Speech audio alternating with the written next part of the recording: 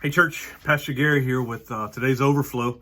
We're reading through the New Testament this year, 5 minutes a day, 5 days a week, or as someone reminded me, sometimes it takes 10 minutes. And today it took me 10 minutes because there was a lot in here, just listening for God to spark something, make me think of something. Acts chapter 21 is where I find myself today. No, I'm sorry. Acts chapter 22 is where I find myself today. In reading of this, of Paul being tried by the Jewish believers in Jerusalem.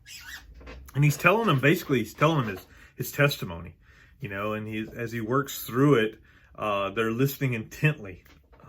And starting in verse 17, a couple of passages, well, verse 21 is the one that jumps out to me.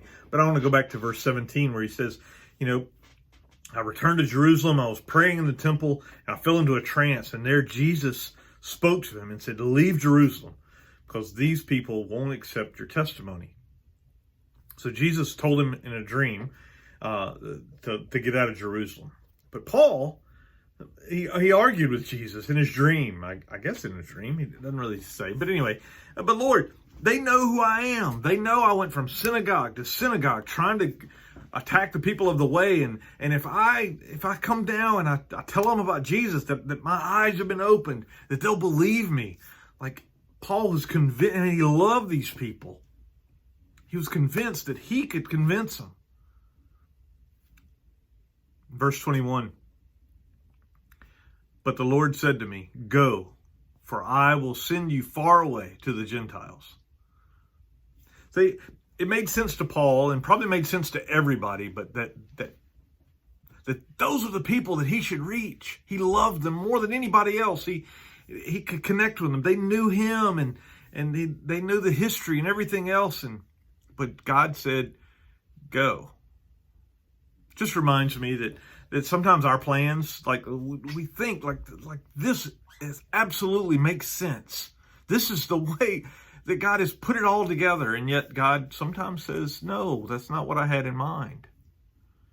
We bulk up against that, and we're like, nah, what does God know, right? I know I do that. Anyway, so when it makes sense to you, and later or earlier in our reading, the church had said, it seems right to us and the Holy Spirit. That's the way to approach it. It seems right to me and the Holy Spirit. The Spirit, it seems right. It may not be. I like that. But Paul was pretty convinced. But he obeyed the Spirit anyway. He obeyed God regardless. And he went to the Gentiles. And that made all the difference in the world. Literally, all the difference in the world. Anyway, does it make sense to you? That's a good question. Next plan you have. Does it make sense to you? Or does it seem right to you in the Spirit? Taking things to the Lord and trusting Him to have the final say on our plans and our dreams. Anyway, that's how the Lord is speaking to me this morning. What's He saying to you? Share it with me in the comments. I'd love to hear. God bless you. Have a great day.